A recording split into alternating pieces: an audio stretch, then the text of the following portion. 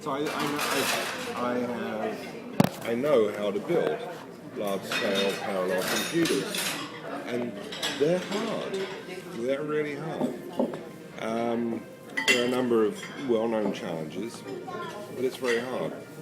But most importantly, the one thing that computers don't do very well is deal with non-locality. They don't deal with poor locality.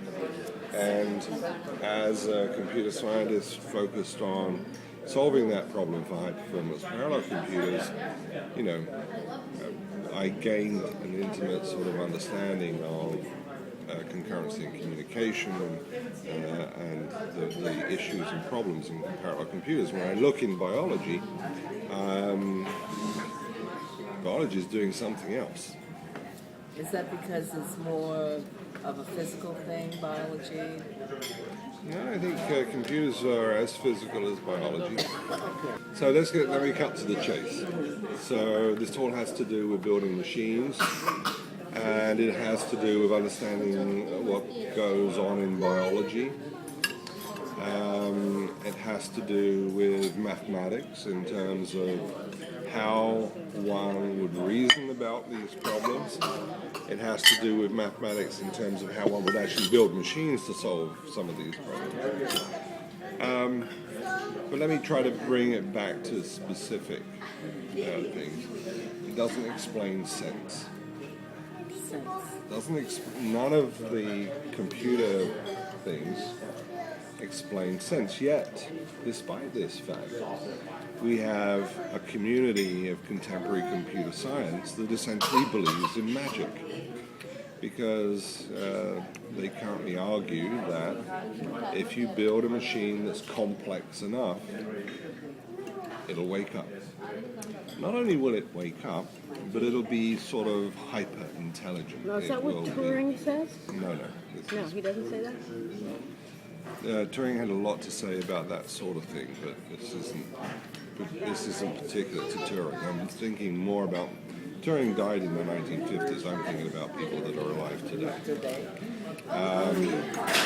These people, many of my colleagues, believe that if you build a computer that's big enough and complex enough that never mind the magician behind the curtain, it will wake up. And not only will it wake up, it'll become hyper-intelligent. And they're so convinced of this that they hold conferences to decide, on the policy they should follow should their computers wake up. All of this is completely ridiculous from my point of view. So, since it's manifestly false, what's really going on? And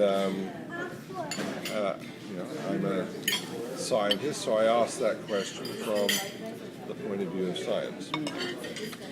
So my work attempts to understand the fundamentals of sense.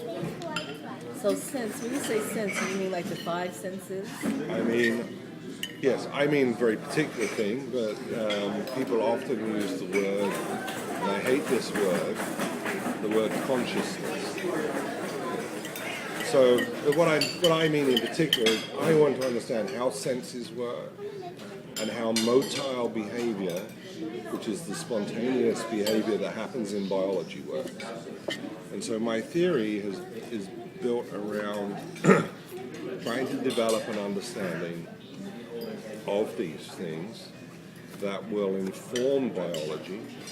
So I would be able, if my work was successful, I would be able to inform biologists and medicine about how sensory systems work. But more than that, as a technologist, I would actually be able to solve long-standing problems in my main discipline, which are the recognition problems. How do you solve these problems? And today we basically use very fast heuristic machines, and they do a very poor job of it, to everybody's surprise. There are certain things computers do amazingly well. They play chess. Actually, there was a time when nobody believed a computer would ever Could play chess, and they're pretty good at it too. And that's because we're able to imbue machines with our intelligence. But machines do not do recognition very well. They don't. Despite all of the preposterous claims you get from Microsoft and the products that people wheel out, buy and sell, they simply don't do recognition very well.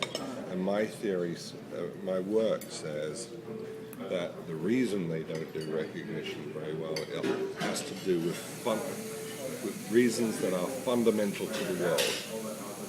In other words, there's something essential in the foundations of logic that we need to correct.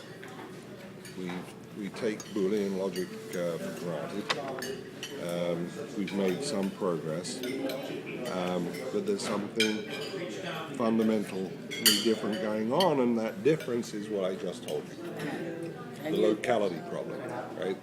The computing machines tend to be extremely local, and in biology there's manifestly something non-local going on.